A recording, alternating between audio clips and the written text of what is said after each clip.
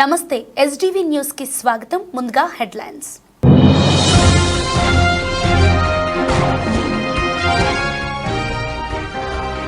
రాష్ట్రంలో ప్రతి జిల్లా అభివృద్ధి చెందాలి, ముఖ్యమంత్రి చంద్రబాబు ఆకాంక్ష.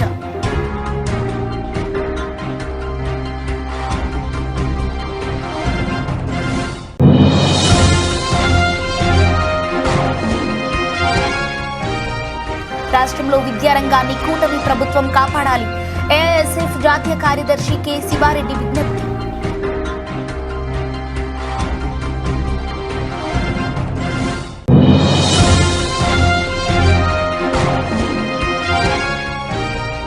ముస్లింలకు వక్ఫ్ చట్ట సవరణ బిల్లును ఉపసంహరించుకోవాలి, ముస్లిం నేతలు మండిపాటు.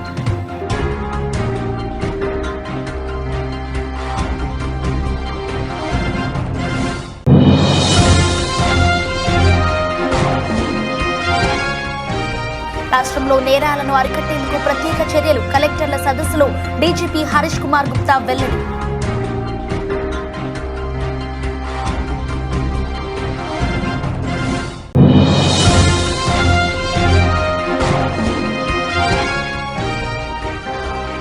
రాష్ట్రంలో ప్రతి జిల్లా అభివృద్ధి చెందాలి, ముఖ్యమంత్రి చంద్రబాబు ఆకాంక్ష.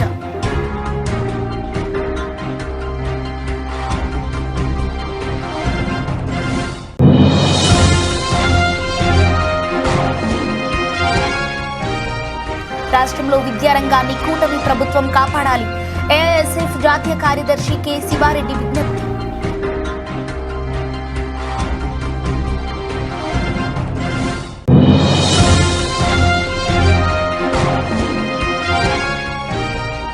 ముస్లింలకు వక్ఫ్ చట్ట సవరణ బిల్లును ఉపసంహరించుకోవాలి, ముస్లిం నేతలు మండిపాటు.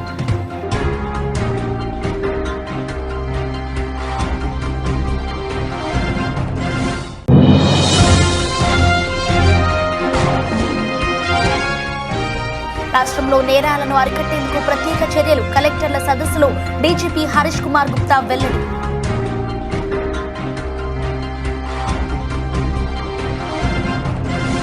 రాష్ట్రంలో ప్రతి జిల్లా అభివృద్ధి చెందాలని ముఖ్యమంత్రి చంద్రబాబు ఆకాంక్షించారు. తలసరి ఆదాయంలో విశాఖ జిల్లాలో రాష్ట్రంలోని తొలి స్థానంలో ఉందని ముఖ్యమంత్రి చంద్రబాబు ప్రశంసించారు. రాష్ట్ర సగటు కన్నా విశాఖ ఎక్కువ తలసరి ఆదాయం సాధిస్తోందని చంద్రబాబు అభినందించారు.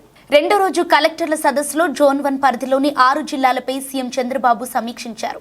కలెక్టర్ల నుంచి 2025 నుండి 2026 యాక్షన్ ప్లాన్ ను తీసుకున్నారు సీఎం. జిల్లా స్థాయిలో పాలనపై పలు సూచనలు కూడా చేశారు. ముఖ్యంగా టూరిజం రంగంపై ఎక్కువ దృష్టి పెట్టాలని సీఎం కోరారు.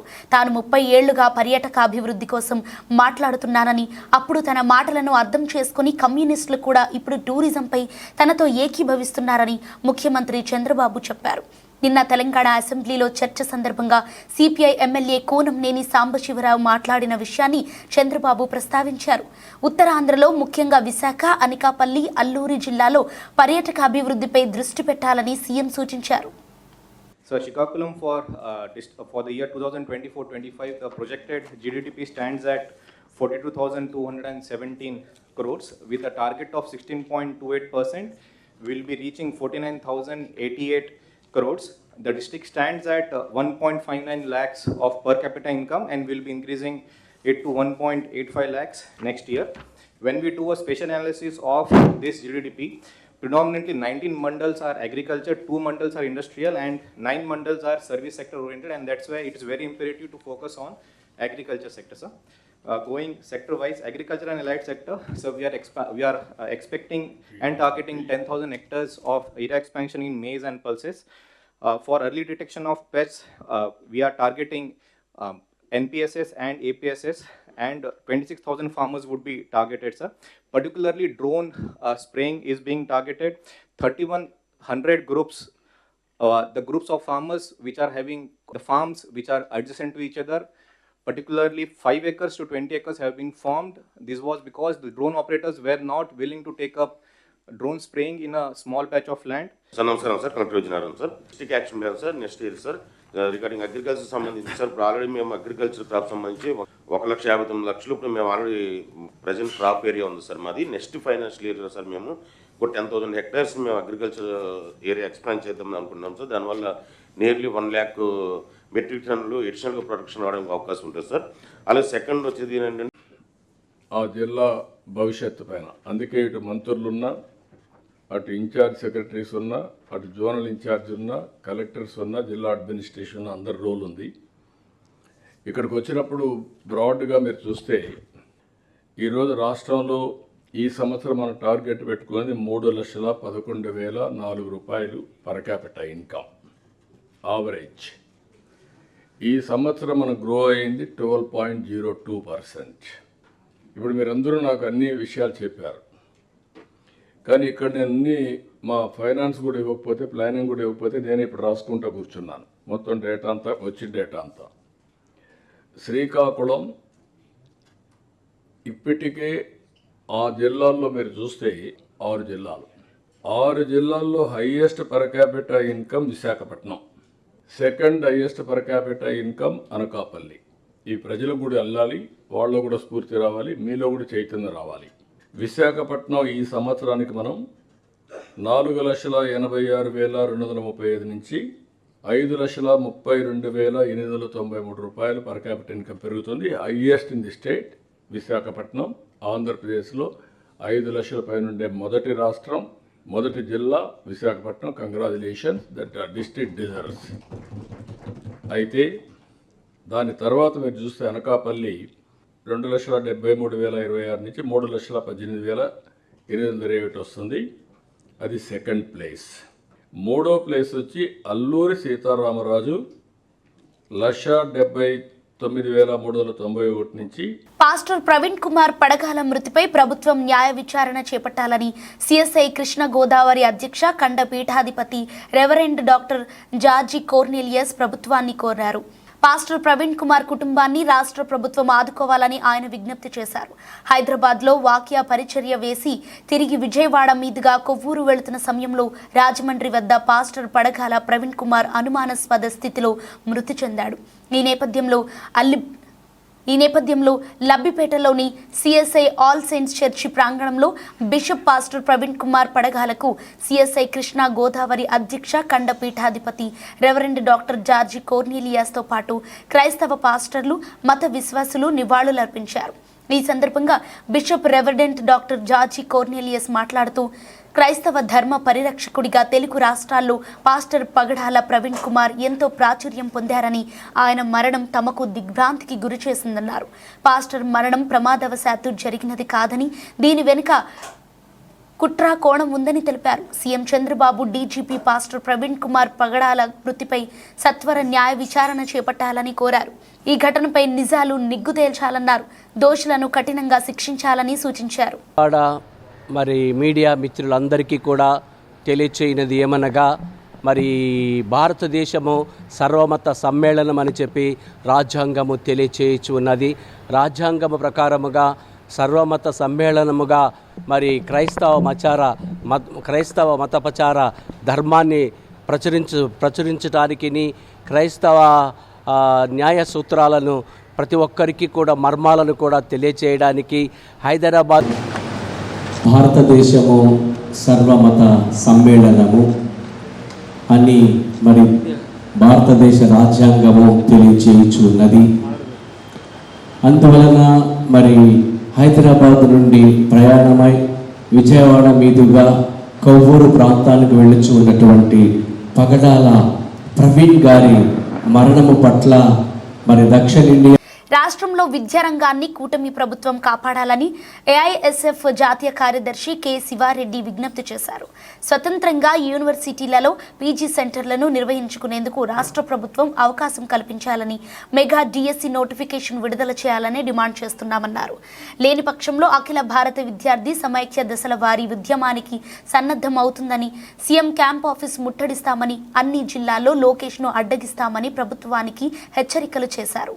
బుధవారం దాసరి భవన్ వద్ద ఏఐఎస్ఎఫ్ ఆంధ్రప్రదేశ్ రాష్ట్ర సమితి ఆధ్వర్యంలో జరిగిన విలేకరుల సమావేశంలో శివారెడ్డి మాట్లాడుతూ, టీడీపీ ప్రభుత్వం నిరుద్యోగులకు ఉద్యోగాలు ఇప్పిస్తామని, మెగా డిఎస్సిపై మొదటి సంతకం చేస్తానని వాగ్దానం చేసి అధికారంలోకి వచ్చి 9 నెలలు గడుస్తున్నది తెలిపారు. మెగా డిఎస్సిపై సంతకం పెట్టి విడుదల చేయకపోవడంతో నిరుద్యోగులంతా తీవ్రమైన ఆందోళనకు గురవుతున్నారన్నారు. Senior assistant, school assistant, secondary grade 28,000 పోస్టులు ఖాళీలు ఉండగా కేవలం 16,000 పోస్టులకు మాత్రమే నోటిఫికేషన్ ఇస్తామనటం నిరుద్యోగులను మోసం చేయటం కాదా అని ప్రశ్నించారు. అకాడమిక్ ఇయర్ ఏప్రిల్లో టీచర్లకు నోటిఫికేషన్ ఇస్తే 90 రోజుల పరీక్షకు ప్రిపరేషన్ ఎలా, కౌన్సిలింగ్ ఎలా, 2025-2026 సంవత్సరానికి భర్తీ చేస్తారా లేక 2026-2027 సంవత్సరానికి భర్తీ చేస్తారా అని ప్రశ్నించారు. విశ్వవిద్యాలయాలపై అసెంబ్లీలో సత్యదూరమైన వ్యాఖ్యలు చేస్తున్నారని, వీసీల చేత బలవంతంగా రాజీనామాలు చేయిస్తున్నారని మండిపడ్డారు. ఇప్పటికీ పూర్తి స్థాయిలో వీసీల నియామకం చేయకుండా ఇన్ఛార్జీల ద్వారానే పాలన సాగుతుందని పేర్కొన్నారు. నాశనం అవుతున్నా కూడా ఆయన ప్రక్షాళన చేయకుండా దాన్ని కాపాడకుండా. ఎలక్ట్రానిక్ మీడియా మిత్రులందరికీ కూడా నమస్కారం. శివారెడ్డి ఏఐఎస్ఎఫ్ జాతీయ కార్యదర్శి. ఇవాళ ఆంధ్రప్రదేశ్ రాష్ట్ర ప్రభుత్వం టీడీపీకి అధికారంలోకి వచ్చి సుమారుగా 9 నెలలు గడుస్తూ ఉంది. పెద్ద ఎత్తున ఉద్యోగాలకు కల్పిస్తామని చెప్పేసి రాష్ట్రంలో ఉన్నటువంటి నిరుద్యోగులకు అందరికీ కూడా ఉద్యోగ అవకాశాలు కల్పించాలంటే టీడీపీ ప్రభుత్వం, కూటమి ప్రభుత్వం అధికారంలో రావాలని చెప్పేసి లోకేష్ గారు కుప్పం నుంచి మంత్రివర్గంలో ఒక నారాయణ గారు ఉన్నారని చెప్పి ఈరోజు నారాయణ విద్యా సంస్థలు మాత్రం మేము తరగతులు నిర్వహించేదే. అదేవిధంగా 10వ తరగతి విద్యార్థులు సిబిఎస్ఈ సిలబస్లో ఆల్రెడీ ఎగ్జామ్స్ కంప్లీట్ అయిన వాళ్ళకి ఇప్పటికీ వాళ్ళకి ఫలితాలు రాలేదు. కానీ ఫలితాలకు రాకముందే కానీ అడ్మిషన్లు పూర్తి చేసుకొని ఈరోజు బ్రిడ్జ్ కౌన్సిల్ పేరుతో లక్షల రూపాయలు ఈరోజు దండుకుంటున్నారు. కానీ చైతన్య కళాశాలపైన మాత్రం ఈరోజు సాఫ్ట్వేర్లు లక్షల రూపాయలు ఫీ రెగ్యులేషన్ కమిటీల కన్నా కూడా మెన్షన్ చేసే కన్నా కూడా ఫీజులు ఎక్కువగా వసూలు చేస్తున్నారని చెప్పి ఈరోజు ఐటీ రైడ్లు చేశారు. అదేవిధంగా మేము అడుగుతున్నాం ఏఐఎస్ఎఫ్గా రాష్ట్రంలో కానీ దేశంలో కానీ ఎక్కడైనా సమానత్వం చూడాలి, కానీ ఏదో ఒక విద్యా సంస్థను టార్గెట్ చేసి చేస్తున్నారు. విద్యార్థుల పక్షాన వారి తల్లిదండ్రుల పక్షాన మేము అడుగుతున్నాం. అదేవిధంగా శ్రీ చైతన్యనే కాదు, వివిధ విద్యా సంస్థల్లో కూడా ఈరోజు నారాయణ విద్యా సంస్థల్లో ఏమి లక్షలాది రూపాయలు దండుకోవట్లేదు, విద్యార్థుల నుంచి రక్తం తాగినట్టుగా తాగుతున్నప్పటికీ. శ్రీరామనవమిని పురస్కరించుకుని ఏప్రిల్ 6న నగరంలో శ్రీరామనవమి శోభాయాత్ర, భారీ బైక్ ర్యాలీని నిర్వహిస్తున్నామని శివస్వామి తెలియజేశారు. కావున ఈ కార్యక్రమాన్ని హైందవ సోదరులందరూ జయప్రదం చేయాలని వారు కోరారు. సత్యనారాయణపురం జిఎస్ రాజ్ రోడ్ శ్రీ ఆంజనేయ స్వామి దేవస్థానం నందు శ్రీరామనవమి పురస్కరించుకొని శ్రీరామనవమి శోభాయాత్ర గోడపత్రిక కార్యక్రమం నిర్వహించడం జరిగింది. తొలుత ఆంజనేయ స్వామి దేవస్థానంలో పూజలు నిర్వహించి శివస్వామి నేతృత్వంలో శ్రీరామనవమి శోభాయాత్ర గోడపత్రికను ఆవిష్కరించారు. ఈ సందర్భంగా శివస్వామి మాట్లాడుతూ శ్రీరామనవమి పురస్కరించుకొని గత సంవత్సరం లాగే ఈ సంవత్సరం కూడా శ్రీరామనవమి శోభాయాత్ర పేరిట బైక్ ర్యాలీ నిర్వహిస్తున్నట్లు ఆయన పేర్కొన్నారు. ఏప్రిల్ 6 ఆదివారం సాయంత్రం 4 గంటలకు బీఆర్టీఎస్ రోడ్డు నుంచి ఐబీఎం కాలేజ్ వరకు ఈ బైక్ ర్యాలీ యాత్ర కొనసాగుతోందని తెలియజేశారు. ఈ కార్యక్రమంలో హైందవ సోదరులు పాల్గొని జయప్రదం చేయవలసిందిగా వారు కోరారు. జై శ్రీరామ్. శ్రీరామనవమి సందర్భముగా విజయవాడ మహానగరంలో శ్రీరామ శోభాయాత్ర బైక్ ర్యాలీని క్రిత సంవత్సరం లాగానే ఈ సంవత్సరం కూడా అత్యంత వైభవపేతంగా నిర్వహించడానికి సిద్ధం చేస్తున్నాం. 6వ తారీఖున ఆదివారం సాయంత్రం 4 గంటలకి రామకోటి ఆదిశంకర సర్కిల్ దగ్గర నుంచి ఈ బైక్ ర్యాలీ ప్రారంభమవుతుంది. విజయవాడ పురవీధుల్లో జై శ్రీరామ్ అనే నినాదాలతో జై శ్రీరామ్. శ్రీరామనవమి నాడు BRTS road Sharada college centre నుండి అత్యంత వైభవంగా శ్రీరామ శోభాయాత్ర నిర్వహిస్తున్నాం. ఈ కార్యక్రమంలో వేలాది మంది హిందువులు పాల్గొనవలసిందిగా కోరుతున్నాం. కుటుంబ సమేతంగా ప్రతి సంవత్సరం నిర్వహించే విధంగా ఈ సంవత్సరం కూడా మన శారదా కాలేజ్ సెంటర్లో స్టార్ట్ అయ్యి శివాజీ కేప్ నుంచి శివాలయం వీధి, శివాలయం నుంచి గవర్నమెంట్ ప్రెస్ నుంచి Singh Nagar Krishna hotel centre IBM college దగ్గర ఈ శోభాయాత్ర ముగుస్తుంది. జై శ్రీరామ్. అండి హిందూ బంధువులందరికీ ఆహ్వానం పలుకుతున్నాం. ఏదైతే శ్రీరామనవమి రోజున 6/4/2025 ప్రతి ఒక్కరికి మేము మీడియా ముఖంగా అందరికీ బొట్టు పెట్టి ఆహ్వానిస్తున్నాం. ప్రతి హిందువు పాల్గొనాలని చెప్పి అందరినీ ఆహ్వానిస్తున్నాం. ప్రతి హిందువు రావాలి. ప్రతి గడప నుంచి కూడా నేను సైతం హిందూ ధర్మం కోసం అని ప్రతి మాతృమూర్తి బిడ్డను తీసుకొని రావాలని చెప్పి పేరున ఆహ్వానిస్తున్నాం. అందరూ వస్తారని ఆశిస్తూ జై శ్రీరామ్. ప్రతి పేద ఆడబిడ్డకు ఏడాదికి 3 ఉచిత గ్యాస్ సిలిండర్లు ఇస్తామన్న హామీని కూటమి ప్రభుత్వం నిలబెట్టుకుందని దీపం 2 పథకంలో తొలుత ఉచిత గ్యాస్ సిలిండర్ పొందేందుకు ఈ నెలాఖరు వరకే గడువు ఉందని ఆహారం, పౌర సరఫరాల వినియోగదారుల వ్యవహారాల శాఖ మంత్రి నాదెండ్ల మనోహర్ పేర్కొన్నారు. ఇప్పటి వరకు పొందని వారు వెంటనే బుక్ చేసుకోవాలన్నారు. కాగా ఇప్పటి వరకు 98 లక్షల మంది తొలి ఉచిత సిలిండర్ వినియోగించుకున్నారని ఈ సందర్భంగా మంత్రి నాదెండ్ల తెలిపారు. అందరూ నమస్కారం అండి. కూటమి ప్రభుత్వం ఎన్నికల ముందు ఇచ్చిన సూపర్ 6 హామీలో భాగంగా దీపం 2 పథకం అద్భుతంగా మన గౌరవ ముఖ్యమంత్రి గారు అదేవిధంగా గౌరవ ఉప ముఖ్యమంత్రి గారి ఆలోచనలతోటి దీపావళి నుంచి రాష్ట్ర ప్రజలందరికీ కూడా మొదటి విడతలో భాగంగా ప్రతి ఒక్క లబ్ధిదారులకి దీపం 2 కింద గ్యాస్ ఉచితంగా అందించడానికి ఒక అద్భుతమైన ప్రయత్నం జరిగింది. ఇప్పటి వరకు సుమారు 98 లక్షల మంది వినియోగదారులు దీన్ని ఉపయోగించుకున్నారు. మార్చి 31వ తారీఖు వరకు ఇంకా సమయం ఉంది కాబట్టి దయచేసి మన రాష్ట్రంలో అర్హత ఉన్న లబ్ధిదారులందరూ కూడా ఉచిత గ్యాస్ పథకం దీపం 2 కింద పొందే విధంగా మీరు ఇమీడియట్గా నమోదు చేసుకోవాల్సిన అవకాశం ఉంది. మరి విద్యార్థుల సమస్యలపై నిత్యం పోరాడే ఎస్ఎఫ్ఐ సమాజానికి దోహదపడే కార్యక్రమాలు చేపట్టడం అభినందనీయమని ఎస్ఆర్ఆర్ అండ్ సివిఆర్ డిగ్రీ కళాశాల ప్రిన్సిపల్ డాక్టర్ భాగ్యలక్ష్మి అన్నారు.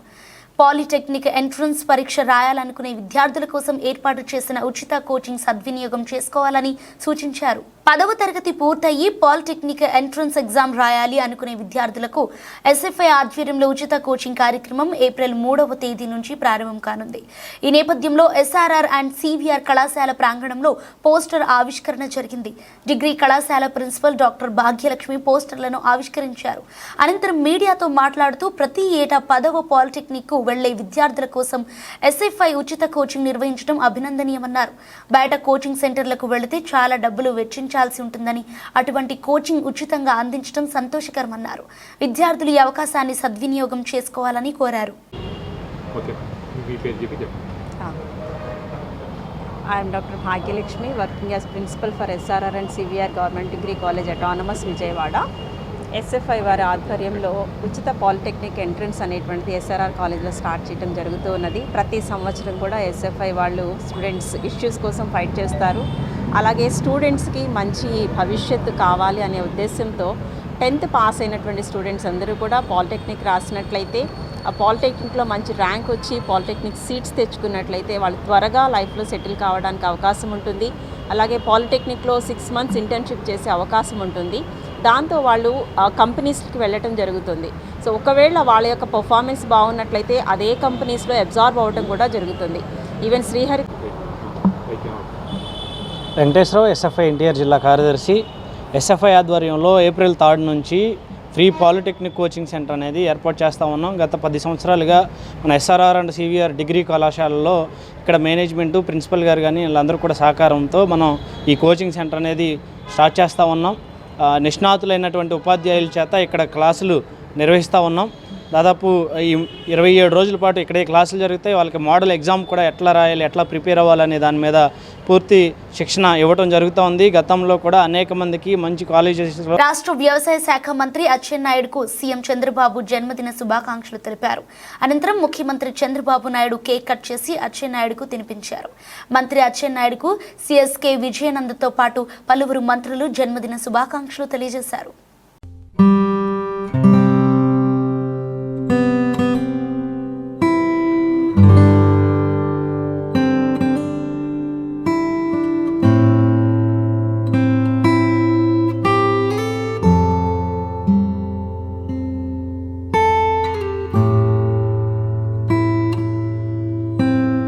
ముస్లింలకు ఇఫ్తార్ విందుకు నిధులు కేటాయించడం కాదని వక్ఫ్ చట్ట సవరణ బిల్లును ఉపసంహరించుకోవాలని ముస్లిం నేతలు మండిపడ్డారు. ఈ మేరకు బుధవారం గాంధీనగర్ ప్రెస్ క్లబ్ నందు వివిధ ముస్లిం సంఘాలతో కలిసి వక్ఫ్ ప్రొటెక్షన్ జేఏసీగా ఏర్పడి వక్ఫ్ చట్ట సవరణ బిల్లును వ్యతిరేకిస్తూ రాష్ట్ర స్థాయి రౌండ్ టేబుల్ సమావేశం నిర్వహించారు. ఈ సందర్భంగా ముస్లిం నేతలు మాట్లాడుతూ ముస్లిం సామాజిక వర్గానికి కేంద్ర ప్రభుత్వం తీరని అన్యాయం చేస్తోందని, దానికి రాష్ట్ర ప్రభుత్వం కూడా వంత పాడటం సబబు కాదని అభిప్రాయం వ్యక్తం చేశారు. కేంద్ర ప్రభుత్వం తీసుకువచ్చిన వక్ఫ్ చట్ట సవరణ బిల్లును వ్యతిరేకిస్తున్నామని తెలిపారు. దీనిని కప్పిపుచ్చుకోవటానికి రాష్ట్ర ప్రభుత్వం ముస్లింలకు ఇఫ్తార్ విందు క్రింద 1,50,00,000 కేటాయించిందన్నారు. తమకు కావాల్సింది ఇఫ్తార్ విందు కాదని వక్ఫ్ చట్ట సవరణ బిల్లు ఉపసంహరణ అని తేల్చి చెప్పారు. ముస్లిం సంఘాలన్నీ కలిసి వక్ఫ్ ప్రొటెక్షన్ జేఏసీగా ఏర్పడ్డామని తెలియజేశారు. తమకు వ్యతిరేకంగా ఎటువంటి చట్టాలు తీసుకువచ్చినా ఐక్యంగా పోరాడతామని తెలిపారు. కేఎం అబ్దుల్ సుబ్హాన్ అండి, వెల్ఫేర్ పార్టీ ఆఫ్ ఇండియా రాష్ట్ర అధ్యక్షుడిని సూటిగా సుత్తి లేకుండా రాష్ట్ర ప్రభుత్వం దాని అధినేత అయినటువంటి చంద్రబాబు నాయుడు గారు ముస్లింలకు ఈ ఇఫ్తార్ విందు అనేటువంటి దాన్ని ప్రతి జిల్లాలోనూ రాష్ట్ర కేంద్ర అయినటువంటి విజయవాడలోనూ ఏర్పాటు చేసి ముస్లింలను బుజ్జగించే కార్యక్రమం చేస్తున్నారు. దీన్ని ఈ వక్ఫ్ ప్రొటెక్షన్ జాయింట్ యాక్షన్ కమిటీ వాళ్ళు పూర్తిగా దాన్ని బాయ్కాట్ చేస్తున్నారు, వ్యతిరేకిస్తున్నారు. ఒకవైపున ముస్లింల సొంత ఆస్తి అయినటువంటి వాళ్ళ పూర్వీకులు ఇచ్చినటువంటి ఆ వక్ఫ్ని, దాని యొక్క చట్టాలను ఏదైతే కాన్స్టిట్యూషనల్ రైట్స్గా మైనారిటీల యొక్క హక్కుగా ఏదైతే రాజ్యాంగం నిర్దేశించిందో ఆ చట్టాలని తుంగలో దొక్కి, రాజ్యాంగపు విలువలను తుంగలో దొక్కి ఈ కూటమి ప్రభుత్వంలో భాగస్వామిగా ఉన్నందుకోసంగా బీజేపీ ఎట్లా చెప్తే ఆ విధంగా వంత పాడుతూ ఉన్నటువంటి ఈ విషయాన్ని మేము తీవ్రంగా ఖండిస్తున్నాం. భారతదేశం సెక్యులర్ వ్యవస్థ. ఈ దేశంలో ముస్లింల ఆస్తిపాస్తులు మాత్రమే కాదు, దేవాలయాల ఆస్తిపాస్తులు కూడా, చర్చీల ఆస్తిపాస్తులు కూడా, అట్లాగే గురుద్వారాల ఆస్తిపాస్తులు కూడా పరిరక్షించబడాలి. కాబట్టి ఇవి ఎవరో ఇచ్చేటువంటిది కాదు, వాళ్ళ పూర్వీకులు వాళ్ళ కోసంగా వదిలినటువంటి ఆస్తులు. వీటిని పరిరక్షించాల్సిన బాధ్యత అదేదో ముస్లింల వక్ఫ్ బోర్డు ముస్లింల సొంత ఆస్తి వాళ్ళు చేసు, కానీ దాని మీద మొత్తం పర్యవేక్షణ ప్రభుత్వానిదే ఉంటుంది. ఇందులో మన ఈ మధ్యనే వడ్డే శోభనాద్రీశ్వర గారు చాలా చక్కటి మాట చెప్పారు ఈ విషయం మీద. తిరుమల తిరుపతి దేవస్థానం హిందూ సోదరుల యొక్క ధార్మిక విధుల్లో ఇతర మతస్థులను వాళ్ళు అనుమతిస్తారా? అనుమతించరు కదా. అటువంటి పరిస్థితుల్లో ముస్లింల యొక్క వక్ఫ్ బోర్డుకు సంబంధించిన దాంట్లో అన్య మతస్థులు కూడా ఉండాలి అనేటువంటి ఒక చట్టంలో మార్పులు తీసుకురావడం, ఇది మొత్తాన్ని ఇప్పటి వరకు ఆక్రమణకి గురి అయినటువంటి 75% భూముల్ని రైట్ ఆఫ్ చేసుకునేదానికి, మిగిలి ఉన్న భూముల్ని కూడా తీసుకునేదానికి రానున్న కాలంలో ప్రతి ఈద్గా, ప్రతి మస్జీదు, ప్రతి దర్గా క్వశ్చన్ చేసేదానికి ఇది మీకు ఉందా లేదా అనేటువంటి ఆ ప్రశ్న ఏదైతే ఉందో, అంటే యూజర్ రైట్ ఏదైతే ఉంటుందో ఆ రైట్ని తుంగలో తెక్కేసి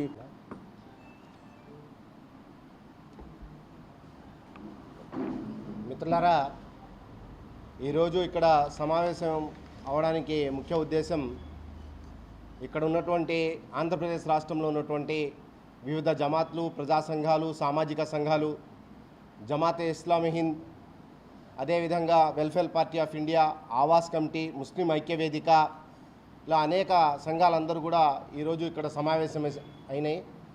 వీళ్ళ యొక్క ప్రధాన ఉద్దేశం ఏంటంటే, ఈరోజు ఎన్డీఏ కూటమి ప్రభుత్వం రేపు ఇఫ్తియార్ విందు ఇవ్వడం కోసం 1,50,00,000 రూపాయలు మంజూరు చేసి ఈ రాష్ట్రంలో ఉన్నటువంటి ముస్లిం ప్రజానికాన్ని మభ్యపెట్టే ప్రయత్నం చేస్తూ ఉంది. దీన్ని మేము తీవ్రంగా ఖండిస్తూ ఉన్నాం. ఒక పక్కనేమో ముస్లింలని ఆర్థికంగా చితికేసేటటువంటి వక్ఫ్ చట్ట సవరణలు ఏదైతే ఉన్నాయో వాటి మీద ఒక స్పష్టమైనటువంటి వైఖరి తీసుకోకుండా బీజేపీకి భయపడుతూ, మరో పక్కనేమో మీతో పాటు మేము ఉన్నామని చెప్పి మాట్లాడడం ఇది చాలా ఆందోళన కలిగిస్తూ ఉంది. కాబట్టి ఈ ఏదైతే ఇఫ్తియార్ విందు ఇస్తున్నారో ఆ ఇఫ్తియార్ విందులు కాదు మాకు కావాల్సింది. మాకు ఏదైతే ఆర్థికంగా, రాజకీయంగా, సామాజికంగా తోడ్పాటు అందించేటటువంటి అంశాలు ఏదైతే ఉన్నాయో వాటి మీద మీ వైఖరి స్పష్టంగా ఉండాలి. ముస్లింల పక్షపాతి అని చెప్పి నారా చంద్రబాబు నాయుడు అంటూ ఉంటారు. ఈరోజు ఆ పరీక్షా సమయం ఆసన్నమైంది. రేపు రాబోయే కాలంలో పార్లమెంట్ సమావేశాలు రాబోతూ ఉన్నాయి. దాంట్లో మీరు ఈ వక్ఫ్ చట్ట సవరణల బిల్లు ఏదైతే ఉందో దాన్ని వ్యతిరేకించాల్సినటువంటి అవసరం ఉందని చెప్పి మేము డిమాండ్ చేస్తూ ఉన్నాం. అంతేకాదు, మొన్న నితీష్ కుమార్ గారు కూడా ఇట్లాగే విందు ఇస్తే అక్కడ ఉన్నటువంటి సామాజిక సంఘాలు, ముస్లిం సంఘాలు అన్నీ కూడా దాన్ని బైకాట్ చేయడం జరిగింది. ఇక్కడ ఉన్నటువంటి ఏదైతే ముస్లిం సంఘాలు ఉన్నాయో, ప్రజా సంఘాలు ఉన్నాయో, సామాజిక సంఘాలు ఉన్నాయో, మేము ఈ పత్రిక, ఈ మీడియా సమావేశం ద్వారా మేము మీతో విన్నవించుకునేది ఏంటంటే, దయచేసి ఇప్పటికైనా మా యొక్క ఏదైతే నిజమైనటువంటి హక్కు ఉందో దాని మీద మీరు ఒక స్పష్టమైనటువంటి వైఖరితో ఈ వక్ఫ్ చట్ట సవరణలను వ్యతిరేకించండి. అంతేకాదు, పాస్టర్ ప్రవీణ్ కుమార్ మృతిపై ముఖ్యమంత్రి చంద్రబాబు కీలక ఆదేశాలు జారీ చేశారు. ఈ ఘటనపై రాష్ట్ర హోంమంత్రి అనితకు ఫోన్ చేసి ఘటనపై ఆరా తీశారు. అన్ని కోణాల్లో దర్యాప్తు చేయాలంటూ చంద్రబాబు ఆదేశాలు జారీ చేశారు. రాజమండ్రి శివార్లో పాస్టర్ ప్రవీణ్ కుమార్ మృతిపై వస్తున్న ఆరోపణలపై ఏపీ సీఎం చంద్రబాబు స్పందించారు. పాస్టర్ మృతిపై అన్ని కోణాల్లో దర్యాప్తు జరపాలని ఆదేశించారు. ఈ ఘటనపై రాష్ట్ర హోంమంత్రి అనిత తూర్పు గోదావరి జిల్లా ఎస్సీ నరసింహకిషోర్కు ఫోన్ చేసి ఘటనపై ఆరా తీశారు. ఘటన జరిగిన ప్రాంతంలో సీసీ కెమెరాల ఫుటేజీలను పరిశీలించాలని ఆదేశించారు. రాజానగరం సీఐ వీరయ్య గౌడ్ మాట్లాడుతూ రాజమండ్రి శివారు కొంతమూరు వద్ద రోడ్డు ప్రమాదం జరిగిందని, ఈ ప్రమాదంలో పాస్టర్ ప్రవీణ్ మరణించాడని చెప్పారు. హైదరాబాద్ నుంచి బుల్లెట్ పై బయలుదేరిన ప్రవీణ్ అర్ధరాత్రి సమయంలో ప్రమాదానికి గురయ్యారని తెలిపారు. రహదారిపై నుంచి ప్రమాదవశాత్తు కిందకు జారిపోయారని, వాహనం అతనిపై పడిపోవడంతో ఆయనకు బలమైన గాయాలయ్యాయని, ఈ ప్రమాదంలో ఆయన ప్రాణాలు కోల్పోయారని చెప్పారు. ఉదయం 9 గంటల వరకు ఆయనను ఎవరూ గమనించలేదని తెలిపారు. మరోవైపు ప్రవీణ్ కుమార్ మృతిపై అనుమానాలు ఉన్నాయంటూ క్రైస్తవ సంఘాలు రాజమండ్రిలో ఆందోళన చేపట్టాయి. ఈ నేపథ్యంలో చంద్రబాబు విచారణకు ఆదేశించారు. గట్టి దెబ్బ కొట్టినట్టే కనబడుతుంది సార్. ఆ బుగ్గ వాచిపోవడం కానివ్వండి, ఏదో కట్ అవడం సార్. ఆబ్జెక్ట్ ఏమీ లేదు సార్ అక్కడ. ఇంకొక విషయం ఏంటంటే సార్, అక్కడ ఈ డివైడర్ లేదు సార్. అక్కడ జరిగిన ప్లేస్ లో కింద పడిపోయేది సార్. యాక్చువల్లీ కింద పడిపోయినట్టు పిక్చర్స్ ఉన్నాయి. ఆ కటింగ్ అది చూస్తుంటే కొంచెం డౌట్ వస్తుంది. ముక్కులోంచి రక్తం, ఆ కటింగ్ అది కొంచెం డౌట్.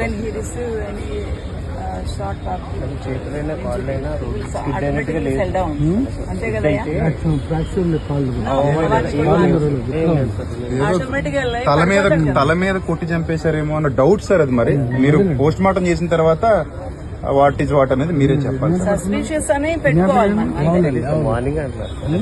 మార్నింగ్ 8 to 10:30 అన్నారండి. పోలీసులు అయితే డిక్లేర్ చేశారట యాక్సిడెంట్ కేసు అని. పోలీసులు అయితే డిక్లేర్ చేశారంటే అవును సార్. క్యాష్ దగ్గర దాటిన తర్వాత తెలుగు క్రైస్తవ సమాజానికి ఆయన విషయంలో మాకు అనుమానం ఉంది. ఆయన మరణం ఎందుకు అనుమానం అంటే, రికార్డెడ్ గా యూట్యూబ్ లో ఆయన నాలుగు పోషిస్తానని, ఆయన కన్ను పీకేస్తానని ఎవరైతే మాట్లాడిన వీడియోలు ఇప్పటికీ యూట్యూబ్ లో వీడియోలు ఉన్నాయి.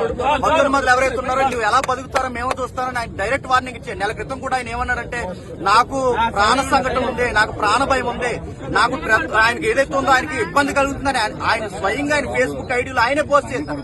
అందుకు మేము అనుమానిస్తున్నాం. మాకు డిఎస్పీ గారి నుంచి మాకు కావాల్సింది ఏంటంటే, ఈ యొక్క కేసుని యాక్సిడెంట్ కేసుగా కాకుండా అనుమానితమైన ఎఫ్ఐఆర్ గానీ మాకు ఇవ్వాలి, ఎంక్వైరీ చేయాలి, సీసీ ఫోటోస్ మాకు చూపించాలి.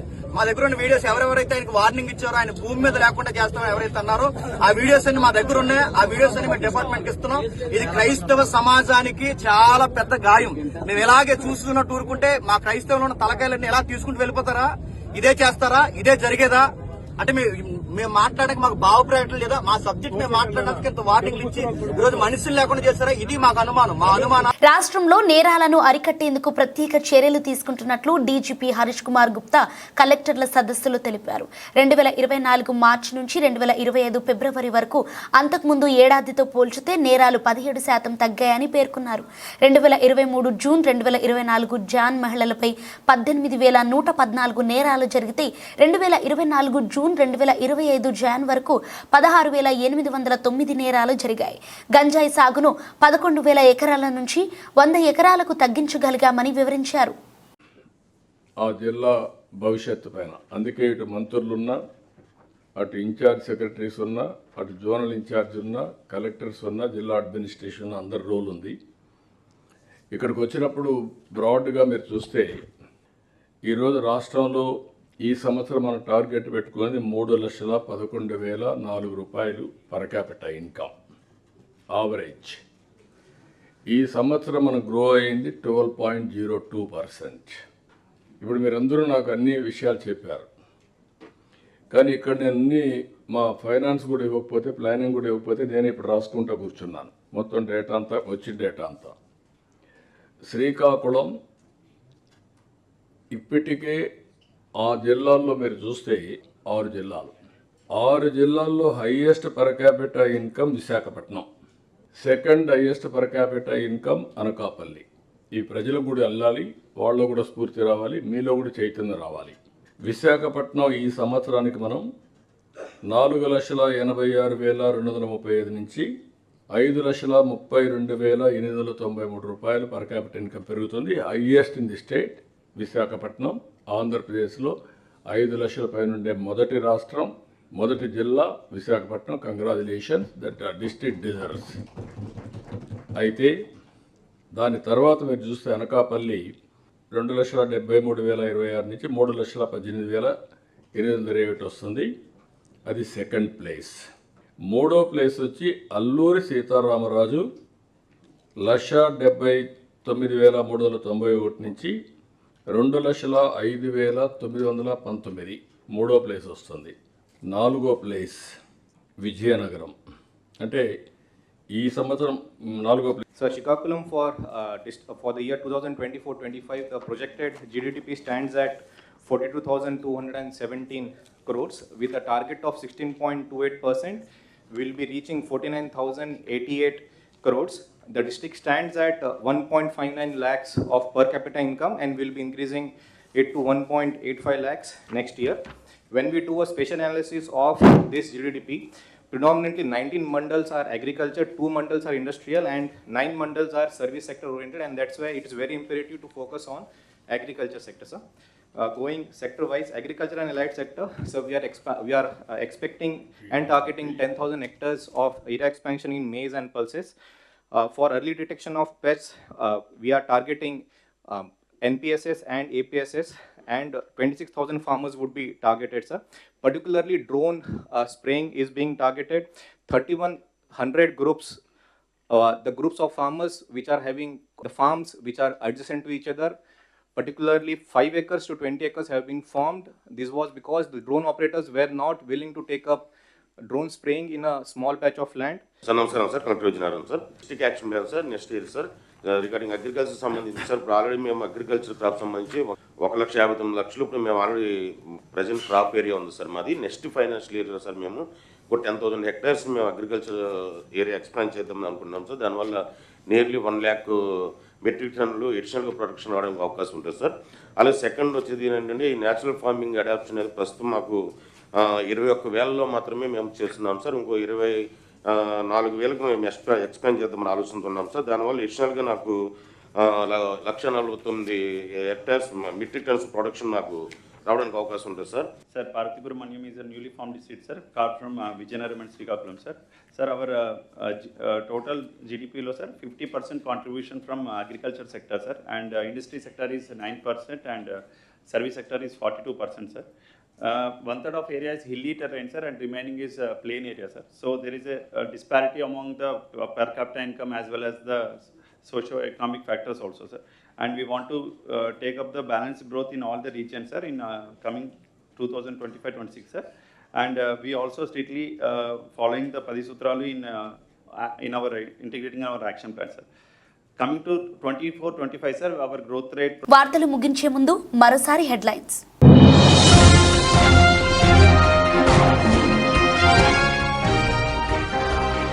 రాష్ట్రంలో ప్రతి జిల్లా అభివృద్ధి చెందాలి, ముఖ్యమంత్రి చంద్రబాబు ఆకాంక్ష.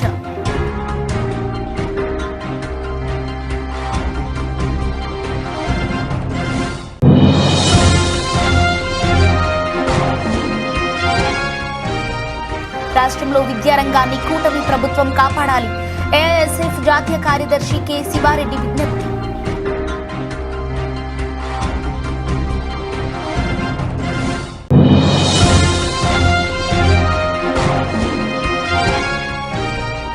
ముస్లింలకు వక్ఫ్ చట్ట సవరణ బిల్లును ఉపసంహరించుకోవాలి, ముస్లిం నేతలు మండిపాటు.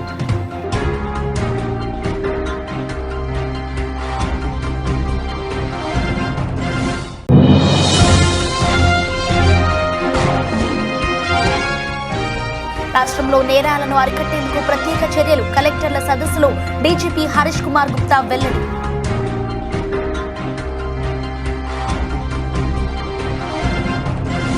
వార్తలు సమాప్తం. అంతవరకు సెలవు. నమస్తే.